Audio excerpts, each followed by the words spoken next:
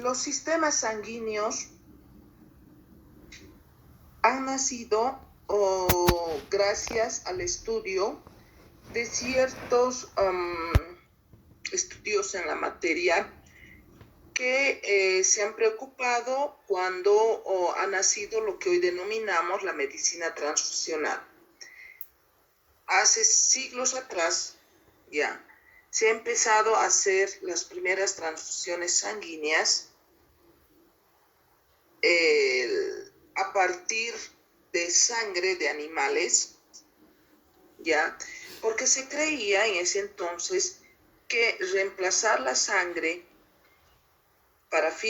con fines terapéuticos obviamente podía salvar la vida de individuos.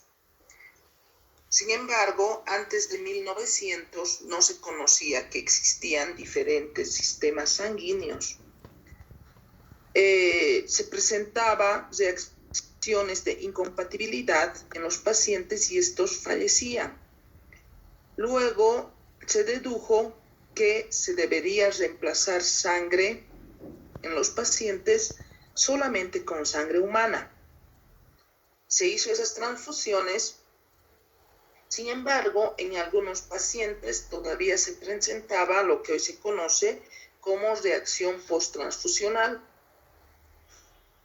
En 1901, Karl Landsteiner, que es considerado a la fecha el padre de la inmunohematología, ha descubierto en la sangre misma de sus colaboradores que algunos de estos, al poner, o sea, él hacía reaccionar los eritrocitos de las personas con el suero de otros pacientes y veía si había aglutinación o no. Entonces ahí es donde empezaron los primeros estudios y se descubrió que los eritrocitos presentaban diferentes tipos de antígenos de membrana, los cuales eran los responsables de esas reacciones posttransfusionales, es decir, que inducían a una reacción inmunológica,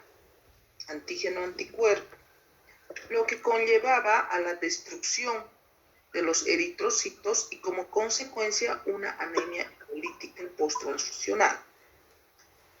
Entonces él vio que estos antígenos eritrocitarios no eran idénticos y descubrió lo que hoy conocemos como el sistema ABO o el grupo sanguíneo. Este sistema ABO consta de dos tipos de antígenos. Son antígenos de naturaleza glucoproteica, está compuesto por un azúcar, y el cual está unido a una proteína en la membrana de los eritrocitos. Se ha visto que la matriz, diremos así, de esos antígenos eritrocitarios que forman parte del sistema ABO es la sustancia H. Se ha denominado así, que es el antígeno original. Algunos lo denominan un antígeno amorfo porque por sí solo no es capaz de inducir a una respuesta inmunológica. A esta sustancia H existe una conversión, diremos así, una modificación, ya se adhiere un azúcar y de ahí nace el antígeno A y con otro azúcar, que es la galactosa, el antígeno B, ya. Estos antígenos pueden estar solos o pueden estar ambos o pueden no estar en la membrana del eritrocito. Entonces, Landsteiner ha determinado que existen 4 grupos sanguíneos que pertenecen al sistema ABO. El grupo sanguíneo A, el grupo sanguíneo B, el grupo sanguíneo AB y el grupo sanguíneo O. Además, ha descubierto algo muy interesante en este sistema sanguíneo, que los pacientes presentan anticuerpos naturales en su sangre.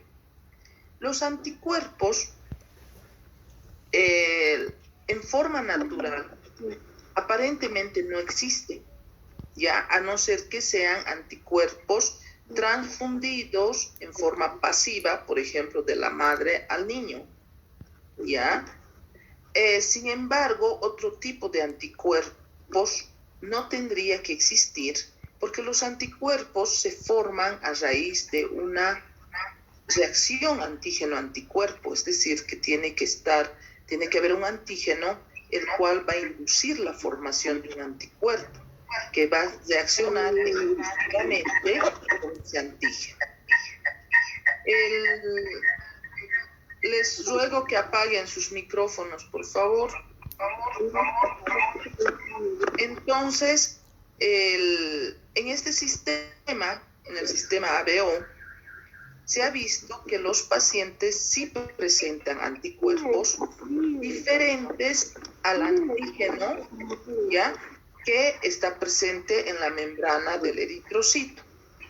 Estos anticuerpos, si bien algunos lo denominan que están en forma natural, algunos autores postulan que se forman debido a reacciones cruzadas, debido a que existen antígenos eritrocitarios que pueden compartir cierto tipo de epítopes, ¿ya? Es decir, hay alguna similitud estructural entre ellos y que por reacciones cruzadas podría llegar a formarse.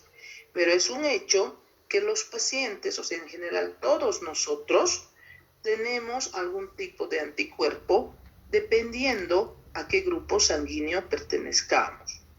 Estos anticuerpos, llamados también isoaglutininas o isohemaglutininas, pues son generalmente de tipo IgM, ¿ya?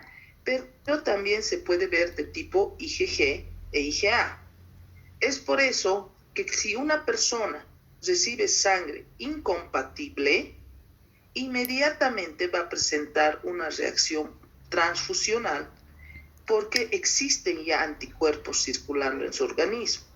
No sucede lo mismo, por ejemplo, en el sistema RH, que primero tiene que haber una sensibilización del organismo y luego recién en una segunda, diremos así, en un segundo contacto de sangre incompatibles, recién va a haber la reacción inmunológica. Entonces, cuando hablamos de la herencia de los grupos sanguíneos vamos a heredar igualmente bajo las leyes de Mendel, ¿ya? En el cromosoma 9 se encuentra en un locus, ¿ya?, toda la información genética para heredar el grupo sanguíneo del padre y de la madre, ¿ya? Siempre vamos a heredar, ¿verdad? Esto ya hemos hablado, un gen de la madre y un gen del padre.